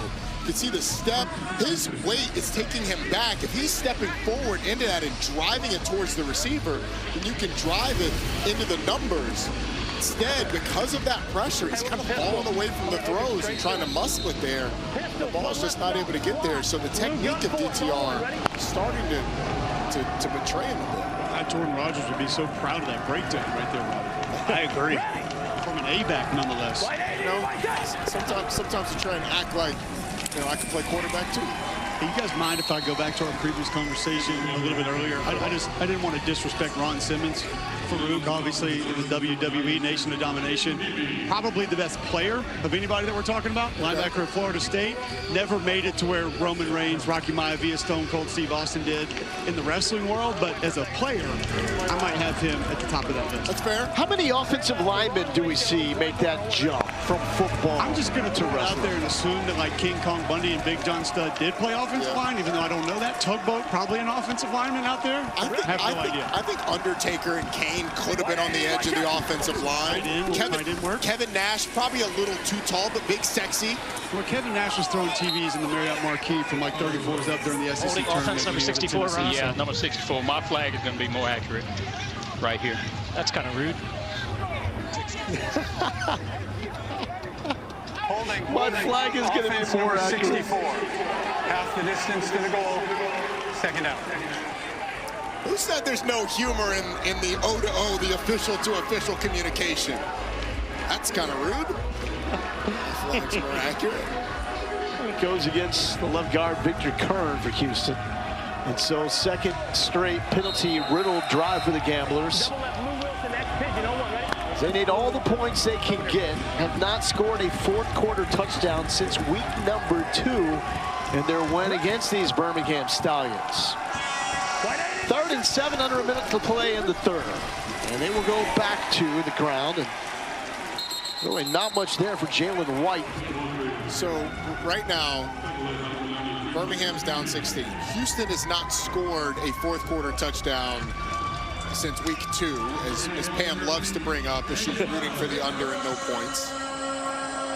We've got a Birmingham offense that hasn't been able to get going. It's going to be a very interesting fourth quarter.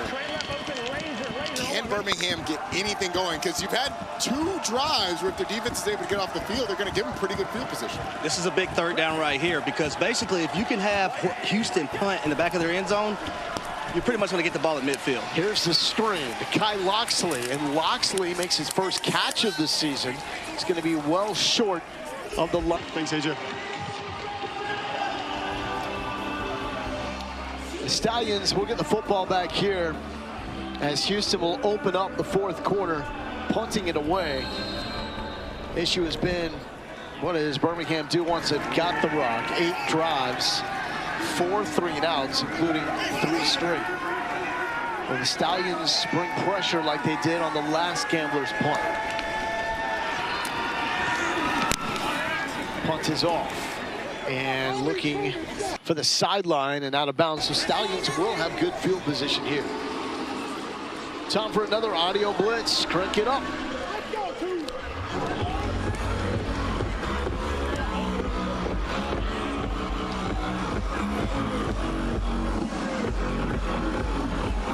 Wide level, H rail. Yeah, you got the rail. Good. Jazz left Zach. 61 wide level Z special H rail on warranty. 61? 51, 50, 51. Yeah, rip pod. White. Hey, B.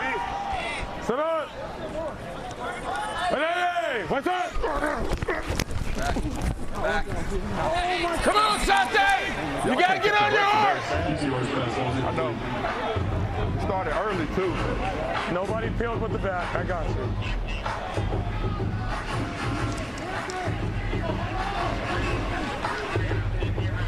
We're gonna see that again. You gotta get on fast now. Empty right. 12 paint Coco high on already. Empty. What the?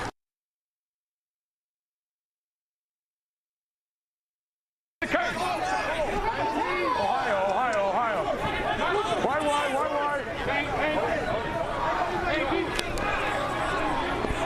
Let's get delay game. Got it.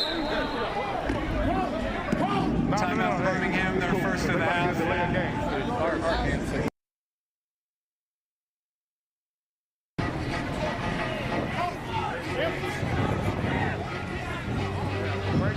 Yeah.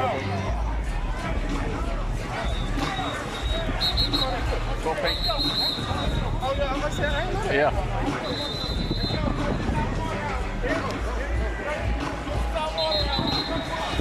Hey. Ohio over here. Empty right Ohio. 12 paint coat. Don't want 12 paint coat. 12 paint coat. Yes. 19. Yeah, go to 19. White. Sit up.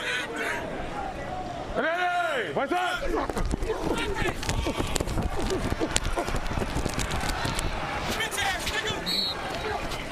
You gonna whack me? Please, no, I'm just trying to get the... You got 2 downs. Train left. 62. Ernie X lighting on already. Wake up one. Orange wake up one. Ready? He go even. Go 5. White. Shoot it. Sit up. Hey, what's up?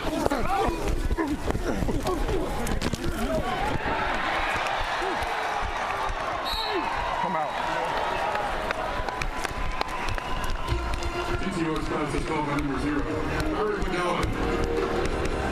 That's a Stallions first down. Top left.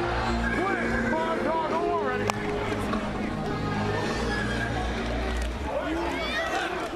Good. White. Sit up. Hey, what's up?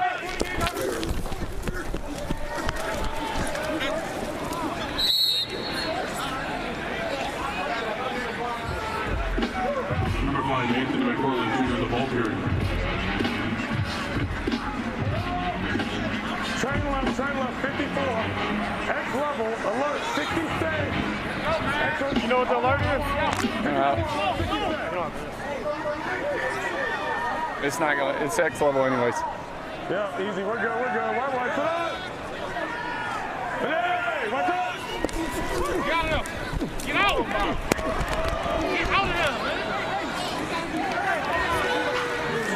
TTR's pass was incomplete.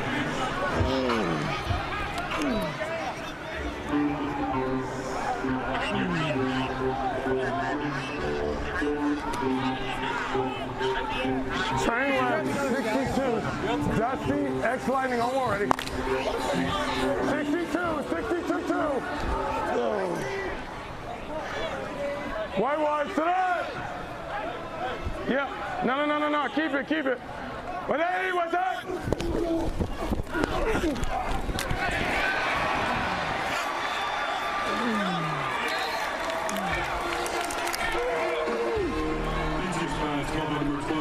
And that is the connection that Dorian Thompson-Robinson has been looking for all day. Jadon Mickens, only his second catch, and we're talking about the second leading receiver in the UFL. Stallions need to punch this in and work with urgency. Their only path to the playoffs starts with a win here in this game. Then they need DC to win tomorrow and Louisville to lose. First things first. TTR, end zone, back shoulder, and a beauty. Kyrick McGowan has his first 2 catches of the season on this drive, culminating with the touchdown. Finally some life for this Birmingham offense, and they will certainly go for 2 to try and cut the deficit to 8. 2-point conversion from the 2-yard line.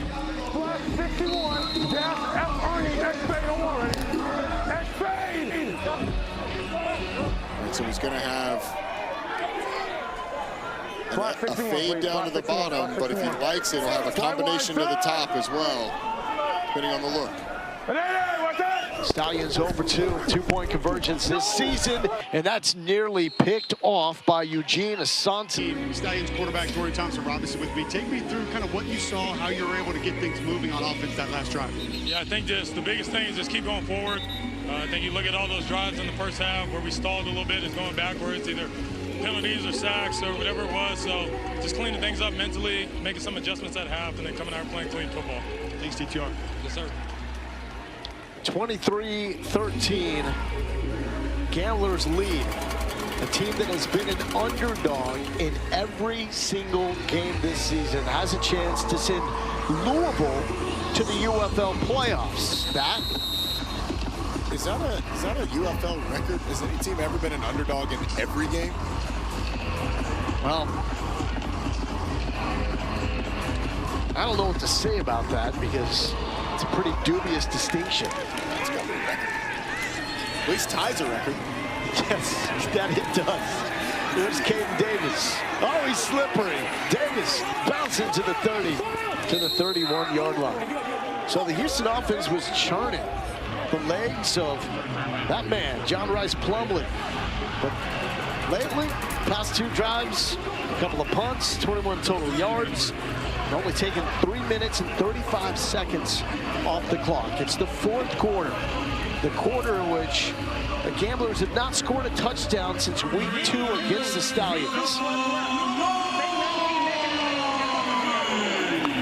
6 total 4th quarter points in the last 7 games. We're going to go back to what they had at the beginning of the game. Get John Rice Plumlee out on the perimeter and let him try and complete a pass.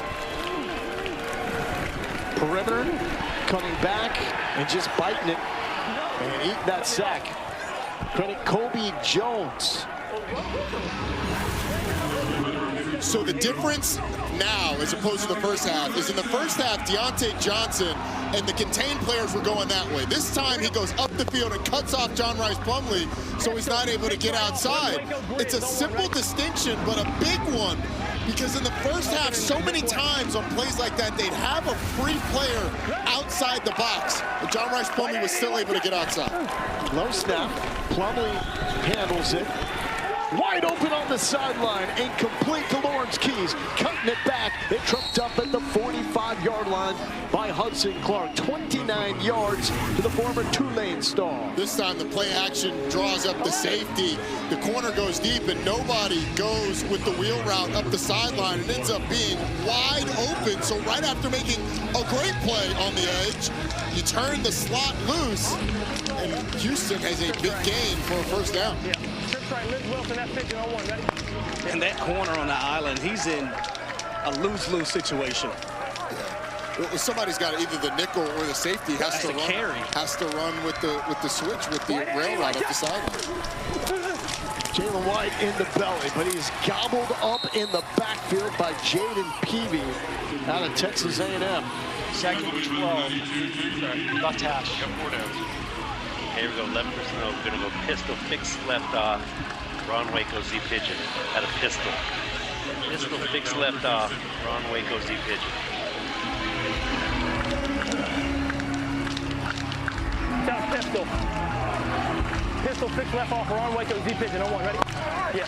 John Rice Plumlee making his first UFL start, first professional start since his final game at UCF a few years ago.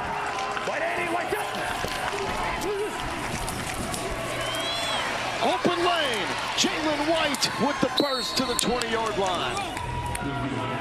Former all-Sun Belt selection out of Georgia Southern, 28 yards. This double team right here is going to make Cole Kublik proud. They get movement, and the guard gets up to the linebacker as well. The defensive tackle on the other side disappears. Center gets up on the play side linebacker, and there is a yawning hole for Jalen White to run through. Almost took that thing to the house. Nobody has to come off of that combo at all. That's being called blocked into the lap of your linebacker. Yeah. There's no decision to be made. Fourth run of at least 20 yards for the Houston offense. Can they score a touchdown in the fourth quarter? Hasn't happened since week 2. Will not happen here as Peavy with another stop. That's wild to think it's been since week 2 since you scored a touchdown in the most important quarter of the game. What's also wild is this Birmingham defense having the inability to stop the run game.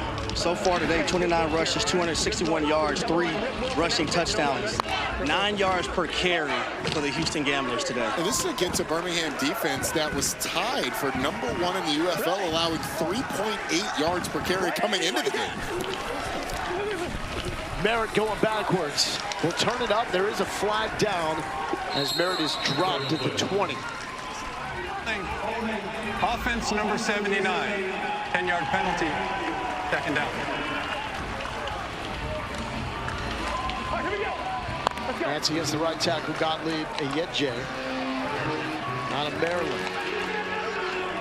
And back the Gamblers go. Getting off the field here of the utmost importance for this Birmingham defense. You've got Houston behind the sticks. Had it earlier, and they turned a guy loose down the sideline. Only one safety back. Looks like going to get man-to-man coverage. Plumlee will keep. Tries to get the edge. Will throw on the run. There was some tugging going on, but no penalty flag. Looking for Caden Davis in the end zone. Super impressive from John Rice Plumlee, but I think he should just run this thing. I mean, it's him versus the defensive end, and he's got leverage. He's outside of the defensive end, and yeah, there's a guy down the field, Hudson Clark, with his eyes on him, and that's almost a great back shoulder one-handed catch, but you're relying on a lot of things to go right when he could have just taken a pretty sizable gain had he just run it. Davion Ross out of Memphis in coverage there. 3rd and 20. Plumlee pulls. Eyes downfield. Hit. Gets it off to avoid the sack, as that was Isaiah Green May out of Northern Illinois bearing down. Well, again, they try and roll out John Rice Plumlee, and there's just great coverage down the field. There's really nowhere to go with the ball. They're trying to get an out and up to John Trey Kirkland, and John Rice Plumlee wisely throws it away at the feet of his receiver out wide. It's going to set up a long field goal attempt. 46 yards for Hoyland, who's made from 33 today, to make it a 13-point game, and it's good. So that means the Stallions will need a touchdown, maybe 2, unless they can find a chance for that 4-point 60-yarder. For the receivers until that last drop. And he's had Malik Fisher and Kenny Dyson breathing down his neck all game long. Deion Kane gets it to the 23-yard line. A flag is down. Hey, this is a double team block right here. So let's go from the 20.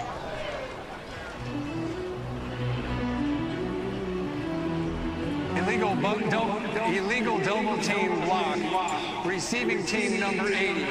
Half the distance to the goal. 1st and 10. Tomorrow's UFL scenario for the Stallions, they need to win here.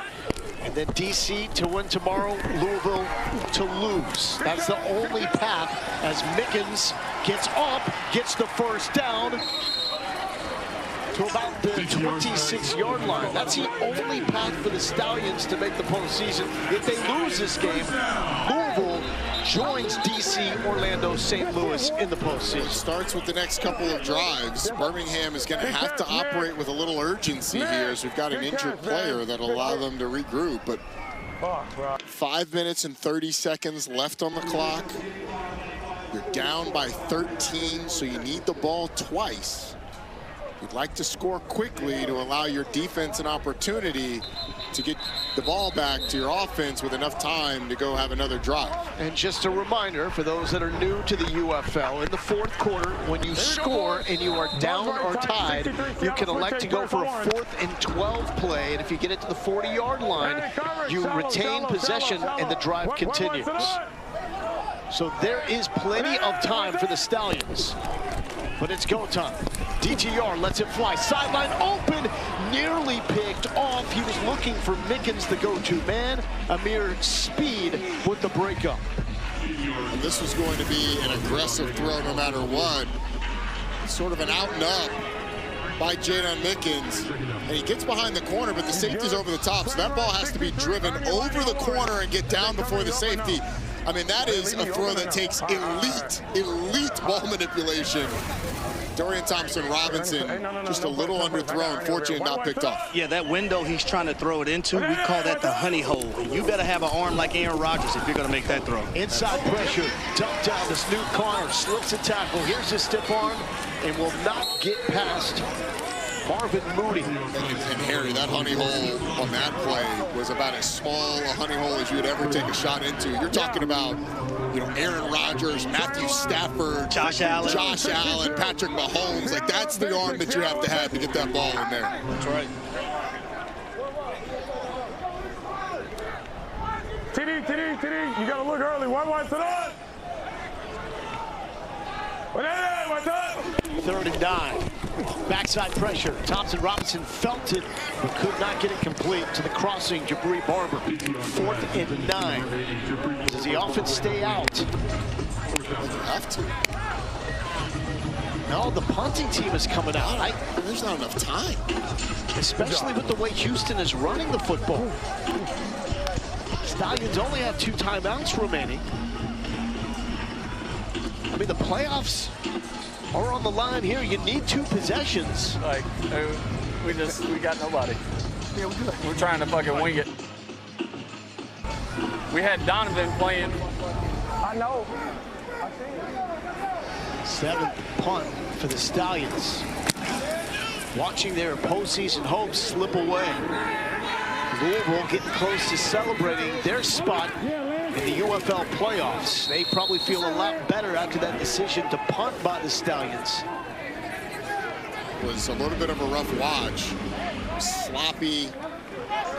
So that Louisville team is dangerous. And you hope that Birmingham wasn't punting on the season with that punt, because now your path to victory is getting a stop here first and foremost, getting the ball back, and then you have to convert that 4th and 12 that you were talking about. If you'd have gone for it and gotten it, you might have had time after you scored to get a defensive stop if you didn't get that 4th and 12, but now you're kind of all in.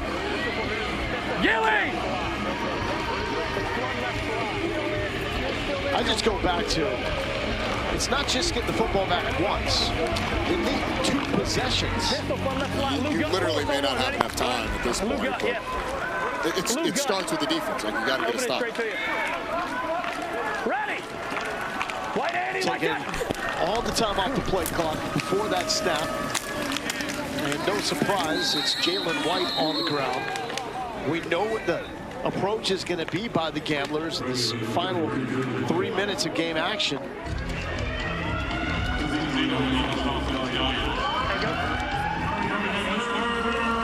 Houston playing without Marcus Yarns and Jalen Moreno-Cropper. They have not missed a beat. It's going to be pistol. 1 second. Come on. Pistol, Fox left slot, Ron gut on 1. Ready? It's been the athleticism of John Rice Plumlee making his first start since his last game at UCF. His lone mistake, pick 6. That's a first down. And even after that pick 6, Houston came back strong with the Marcus Major 72-yard touchdown to make it 23-7. I am just coming up on the 2-minute warning. I'm just appalled that they punted that football. I know. I mean, I really am. Again, Harry, it kind of felt like punting on the season. Saying, hey, look, guys, it hadn't worked for us today. It's been fun. We've given up 275 yards rushing. Let's take this one to the offseason. Single game UFL record. Long run came from Marcus Major. Same one that Kirk Merritt hit, same run scheme. But Marcus Major was able to take it to the house. Will they catch him? Spoiler alert, they will not. He's been able to get in the end zone. Houston, 275 yards rushing. A UFL single game record. Impressive. Here we go. Hey, pistol, box left slot, Ron gun on one, ready? Kevin Summerlin looking cool, in charge, in control. The Gamblers were knocked out of playoff contention a week ago. But a win here will give them a spark into the offseason with wins in 2 of their final 3 games.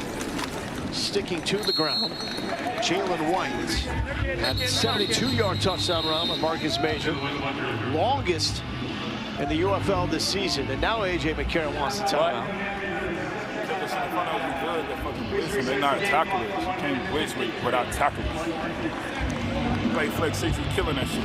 As soon as he moves. Well, how do we keep getting gap in the middle? On Sonic and shit, they're taking them not downhill backers. They are 2 gap backers. Soft tackles. They're not, you know what I mean? They're not coming to just studs and shit. Put them in one-on-one tackle situation, they gonna sit back. They gonna gain 4 every time. They not like that. Tackle, they not down. No, yeah. Hey, let's go, D. We got a 2 gap for them. That's what it was. It was a 3-game winning streak for the Stallions going into last week. Looking good for a playoff berth, and then the shocking loss to last place Columbus. And they'll end the season with back-to-back losses against bottom teams in the UFL. All season long, though, Houston has been close. 7 of their 9 games coming into this decided by 7 points or less. Majority of those losses. Well, they put it together at the right time here. I'll tell you guys, if it wasn't for Houston playing musical chairs at the quarterback position, if they had one steady guy all year long, they might be playoff bound. And those quarterback injuries sparked up in week number 2 against this Birmingham team. When Hunter Deckers got the start, second drive, he hurt his shoulder. Nolan Henderson led a furious comeback and a win, but in process, hurt his hand, so could not play the next week. When it went to Talia Tagovailoa, we even saw some Jontre Kirkland at times at quarterback. He threw a pass earlier. Deckers came back. He played last week, hurt his shoulder early. That opened the door for John Rice Plumlee. Flag is down. Dang, what a way to lose. What a way to lose. Offside defense with contact. First down, first down. 96. Encroachment defense number 96. The 5-yard penalty results in a first down. Hey, best play football. That's about all she wrote. He's fitting in. You could hear the conversation on the sideline, at least some of it, between A.J. McCarron and the members of the coaching staff expressing their frustration. The linebackers not being able to tackle. Ultimately, this team did not come to play today. Had potential for playoffs on the line. And yes, the struggles in the offensive line were there, but I don't see any of those offensive linemen playing defense where they've given up 282 yards on the ground and big play after big play. Now the hope is for the players on these 2 teams who will watch their UFL season come to a close, is that they have put together enough good film to get a look, to get an invite to camp, and maybe latch on to a practice squad for a year. And if you stay on a practice squad, that's a really good paycheck for an entire year. $200,000 on an NFL practice squad with none of the pressure that comes with having to play on Sundays. And so that can be life-changing for a lot of these guys, and they're hoping for the next step. There's plenty of questions around what happens with a lot of these guys in the off seasons, but the ones that are able to get into a camp and catch on, it can be pretty life-changing. We know with how aggressive the new owner, Mike Rapoli, has been in the UFL, there's going to be league-wide changes that affect everybody in the off season. That has been based off how you look, how you draw, type of energy and engagement that you've brought throughout the course of the season. Biggest the emotion for Dorian Thompson-Robinson. Got all the talent. Got to find a way to clear that head when times get tough, and keep believing in yourself. The Houston Gamblers will wrap up the season with the dub, and what that means is Chris Redmond and the Louisville Kings are the final team in the UFL playoffs, joining DC, St. Louis, and Orlando. As we will start the march to DC for the United Bowl, the playoffs starting next weekend.